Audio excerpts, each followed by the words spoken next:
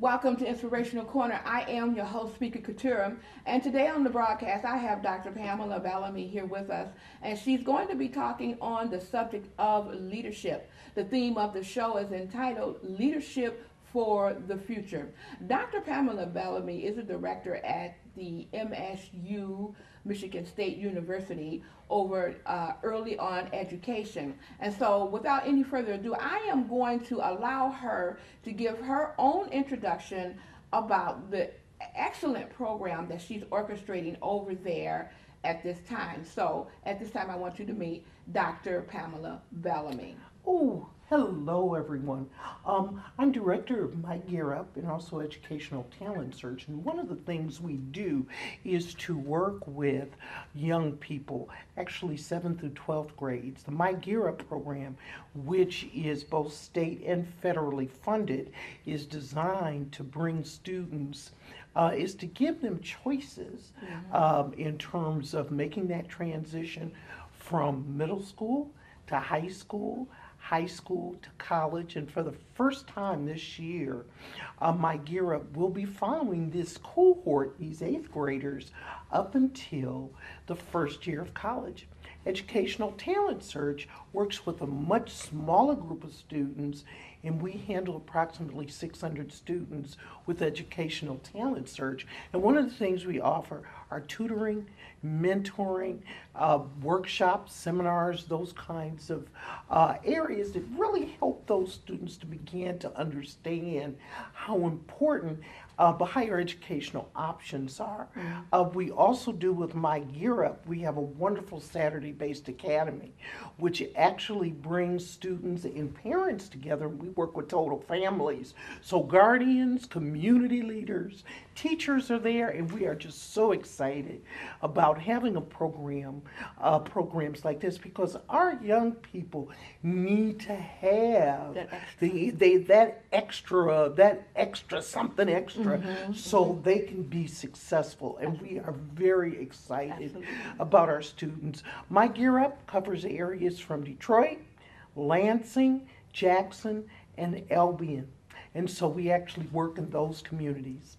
Educational Talent Search actually works with students that are here in the Lansing area. And that's a department that you are over at MSU. Absolutely, absolutely. Okay. So we call it pre-college programs because there are actually 2 programs that, I run, and it is a wonderful, both of them are wonderfully run programs. I have a wonderful staff who's very youth-oriented, and you really do have to understand the needs of these students and also their family dynamics. So it really is a wonderful opportunity to bring, some wonderful kinds of materials to students and to expose them to a number of things. But I also have to say, I'm still learning, as my staff is too, because we learn from these young people. So you're learning from the My Gear Up, did I get that right? My Gear Up. My Gear Up. Yes. Now, that's an outside group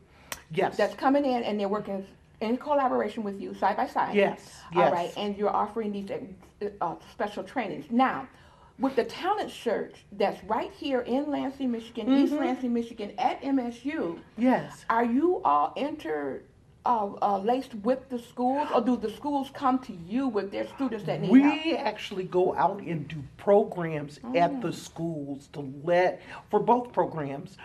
We actually go out and we meet with teachers, administrators, and we let them know the kinds of services that we offer. And we've done some wonderful kinds of collaborations with the schools. This year, for the first time, My Gear Up, and there are 15 other Gear Up programs across the state of Michigan, by the way, and we're just one of them.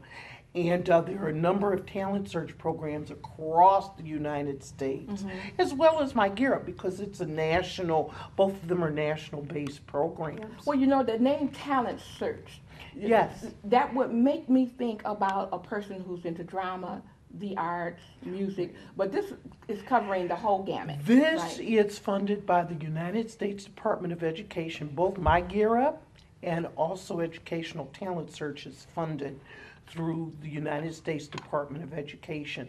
And what it does basically is to provide these students educational information that they need to have. And the types of students that we look for are students who might not be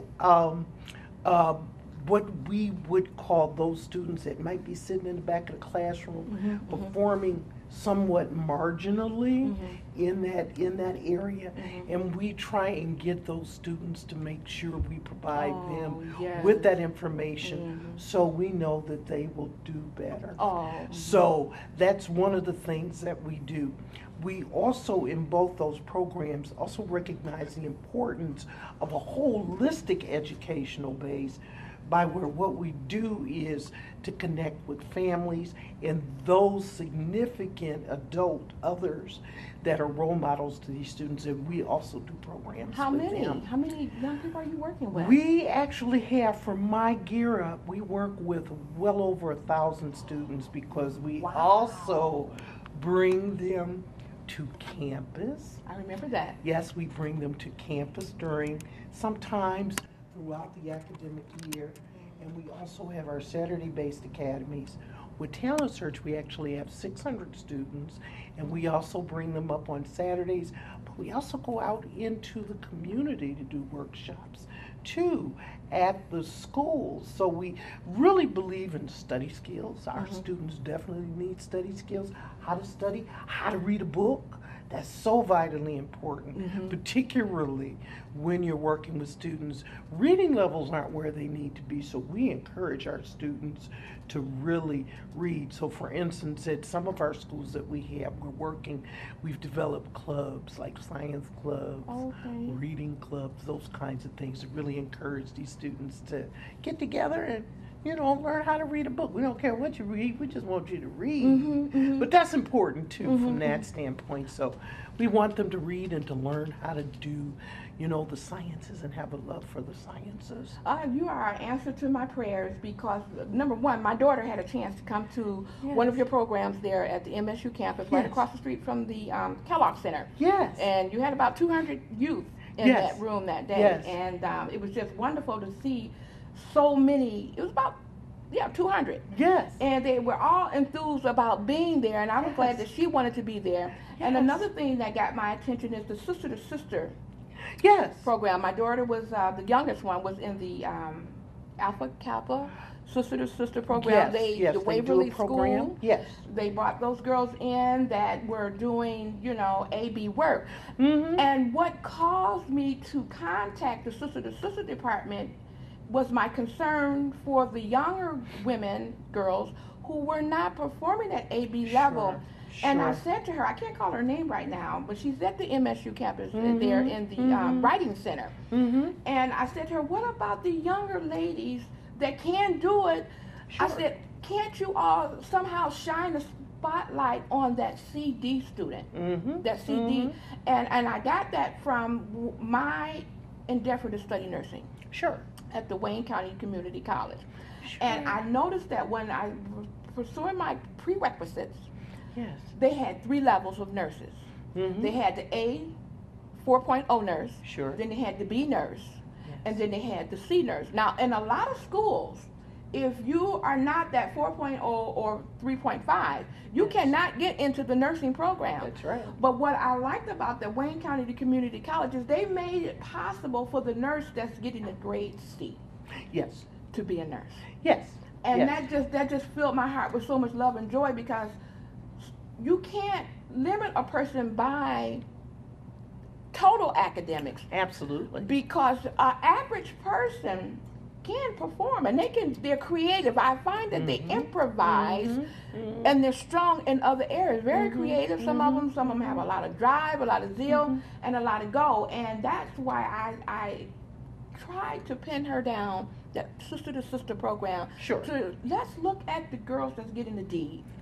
Let's look at the girls that's getting a C. Don't let them fall through the cracks, because then you'll just have this strong group of women, and then this very weak group of women, and the weaker group of women could become strong women if someone would just take up with them. Absolutely. Just give them some time and, pace at a pace that they're able to go, you know, but we don't want to stay there. But I just wanted to let you know how the visions are matching here today, what we're talking about. And I'm so glad I had you on for that reason. Absolutely. I think you are absolutely correct. We know now there's a lot of data that's out there that tells us that our young women get turned off by math and sciences by the time they get to middle school. I believe it. And in many ways, for many of our students, in terms of peer pressure, you know, it's not cool to be smart.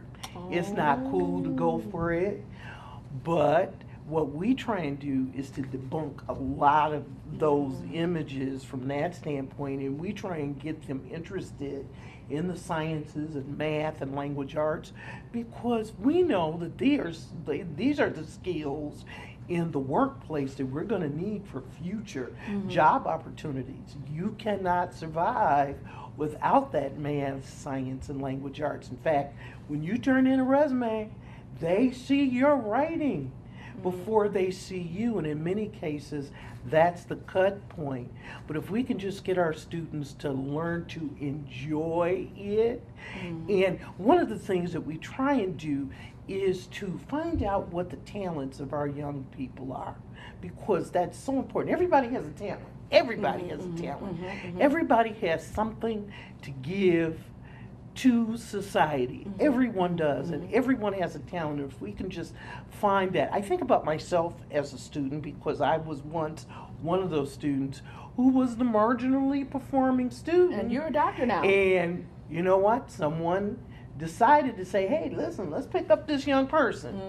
And because I had the leadership and the mentors and had that motivation to be able to get out there and do the best that I can do, those grades consistently improved. And even too, when you get that exposure and how important that is to look at different careers and to see exactly what you want. And somebody found out that, hey, I had a talent, I could talk. And that was the most important. That was important. So, you know, talking, and I always say to students, you know what?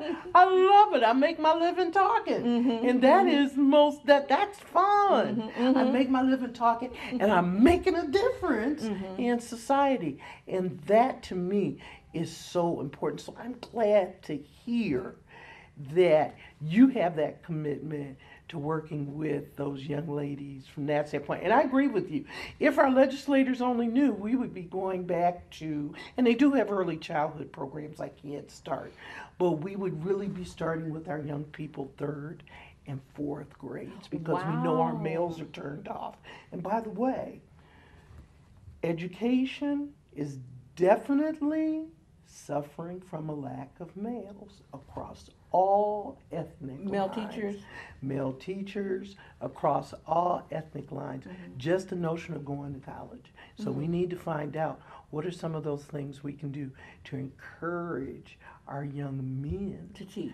To teach, but even to go to college. That's okay. Important. Absolutely. Yes.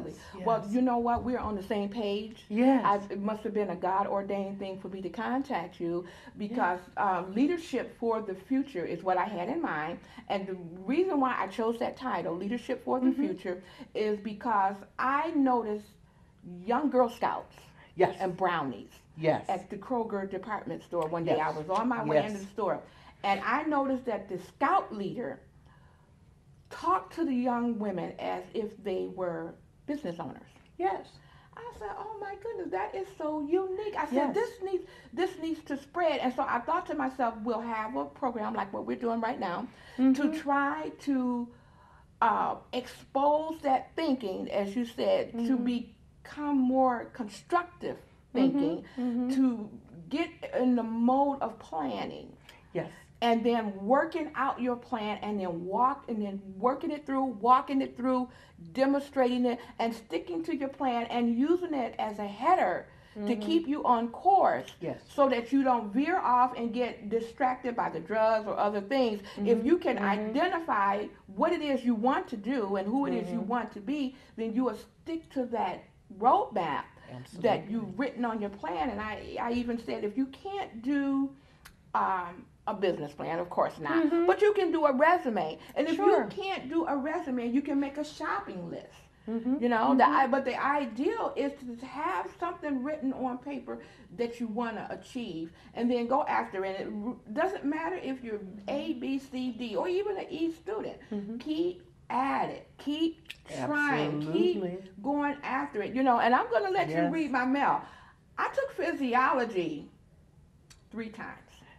That's all right. I took it 3 times, but it was that third time that I took that physiology, bam, the light came on. And if I had quit that second time, it wouldn't have happened. But it wasn't until the end of that third try, the book came together and it all made sense. You know, doing the course as an audit, I said, well, no. Before I stop and drop out, I'll just do it as an audit. I'll stay in here. I'll learn the material first, and then I'll know how to do it, and I'll come back. And so I took it as an audit, and I got it. Good. And I just wanted to share that testimony on camera for someone who may be struggling, you know, because the science courses, like you said, they're very difficult. Absolutely. I was working with a physician assistant who said he took chemistry 5 times. Yes. He wanted to be a PA that bad. He took that course 5 times. And so it takes that to get to the goal. Learning is not easy for everyone. No. And I want to get that out there. You know, you may have to hit it a few times. You may have to take that course as an audit, learn how to do the work, and then go back and take the class and get an A. Absolutely. I'm going to give it back to Dr. Pam. I want you to talk to me about this leadership book here. I want to hear about this is wonderful. You know what I always tell my young people? Always visit the library or bookstore, because you know what? You'll find small treasures wherever you go. The library is a wonderful place, but even more importantly, I found this, actually, believe it or not, this is one of the older books on leadership, and it is a wonderful, wonderful book by John Maxwell where it talks about the quality of a leader. And I had picked it up, and I said, oh my goodness, and they just lay out just beautifully in terms of what those qualities are, in terms of finding the passion. You know, if you don't believe in something, you know, you're not going to give it the passion that you need in terms of being able to step up and step forward. I always tell my young people when I'm working with them, you gotta have passion, you gotta have heart, you gotta believe in yourself. And that is one of the things that we talk about, because you know what? So many of our young people suffer from what we call lack of self-esteem. And it's difficult out there. It's difficult with all the social media, you know, and you see certain images every day, all day. You start to believe that, who am I? I don't fit that mold that's out there. And I always tell them, you know what? If a model walked in the room, you wouldn't recognize he or she anyway, because they have computers that enhance what their beauty is. So you have a lot of young people who have body image issues. You not only have individuals out there with body images, you also have them in terms of not feeling good about themselves. Maybe perhaps it's something that might be going on at home. So we have to do a holistic approach in terms of looking at psychologically where those students are, you know, before you can ask them to take the risk of learning. Well, you know, that brings me to the next question. How do you help these young people to find themselves, to identify who they are? How do you take them through a step-by-step approach to connecting with themselves? Because once you do that, once you identify your likes and dislikes and discover your style, that's pretty much your niche. You can pretty much run from there. But how do you get them to that point? Because they have not experienced life. They don't know. How do you get them to that place where they know who they are? You know what? First, you have to really work with students in terms of letting them know that you do care. You do care. Students are very savvy nowadays. They know who is just running a line and who is not. If you are there, consistency, and you're giving that positive reinforcement to them, that is so vitally important. And recognizing the talents that they do have. So it takes a lot of observation, a lot of talking to these young people to let them realize that, you know what, you do have a talent. Now, let's talk about where we are right now, where you are right now, and how we can enhance on what you are doing. And of course, the exposure to different careers, the exposure to different people.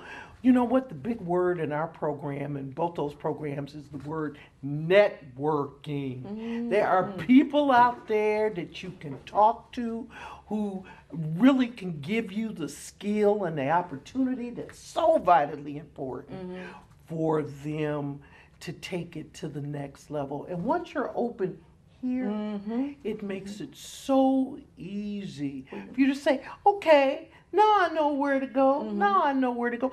And I have high expectations for my young people. I don't say because you're here, this is the only thing that you can do. We have high expectations.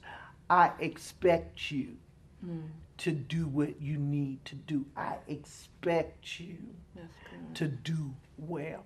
And that's the most important. Just like you talked about that Brownie leader who was talking to her young people like they were future entrepreneurs. Yes. That's the conversation we have with our students. That's the conversation. I don't level down anything. In fact, if they don't know a word that I say, I said, you know what? The dictionary is a wondrous thing. The dictionary is a wondrous thing. You can look that word up. In fact, I have a staff member who finds new words all the time, and he'll say that. What do you think that means?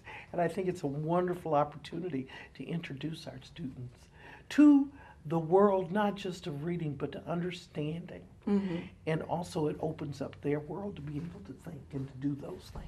Yes. Excellent, excellent. Well, I want to know, do you all give a lot of the assessments? I found that in my college programming, the assessment portions of my management courses helped me to tap into me. You know? Absolutely.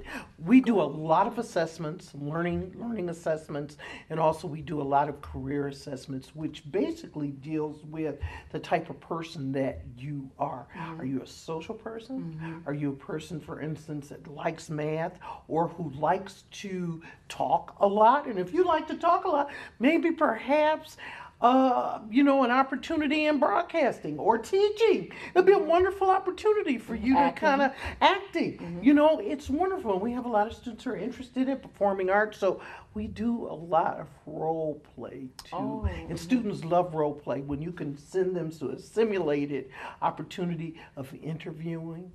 You know, and so those are some of the things. We do a lot of assessment, learning assessments, career assessments, so we can get an idea in terms of where our students are, even personality assessments. So we can get a feel for where they are and helping them to understand what that role is. And I understand that a lot of the jobs that you go to nowadays, they want to do that personality assessment. Oh, absolutely. To see if you're compatible. That's right. With the job. So that's a new thing now. Absolutely. Is it mandatory now? My son, who works for Horizon Airlines in the state of Washington, is an aviation mechanic. And out there, you know, aviation technology in Washington is very big. You know, one of the first things he talked about was the personality assessment. They gave him a psychological assessment. I guess they would. They did. And he said it was mandatory.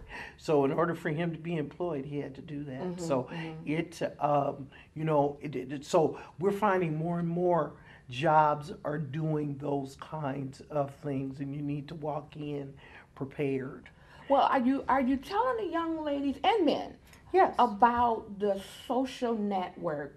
And I really want to get this on camera while we're talking, because that's hurting our young people, because they don't realize that a lot of the employers are looking at your Facebooks and your Twitters. Yes, they are. Before they hire you. Yes, they are. And that will discredit you and cause you to lose the job if you're on there.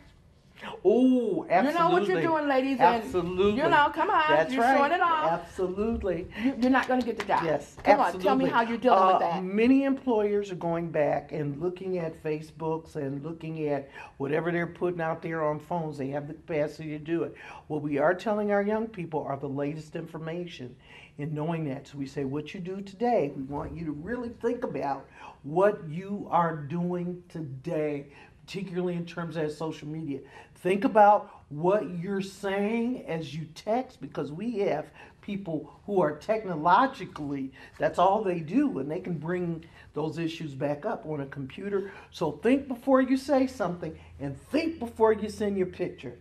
Oh through my that goodness. social media. So we are very in tune to that. And we also say that can hurt you It can 20 hurt you. years down the line or 25 years down the Or line. sooner. You don't want that to come back. And do you know you have no recourse if an employer pulls that up? You cannot go back and legally do something about that. They have it. They have the technology to do it. They can pull your phone. They can pull up anything that they want to pull up.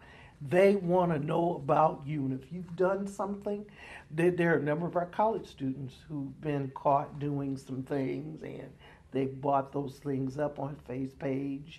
They look at some of the things Before that they they're hired and they sending. didn't get the job. Before they hired and they didn't get the job. No, Yes. that's- So we're consistently talking about that particular piece. Also, here's the thing with social media, and also the computers, because you have the smartphones.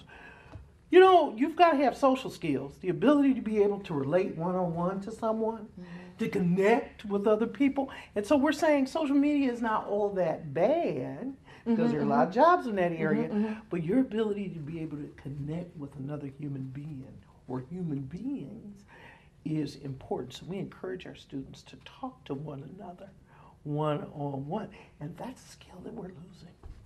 Okay, so that they can see the conversation That's on that feed, right, on absolutely. that line. So you can let people know, where it is. How do you connect with an individual? Because lots of times, even when I see young people go to class, they're sitting on a cell phone or doing something, talking, and they're not connecting with each other. And employers look for that because you're going to be connecting with other people.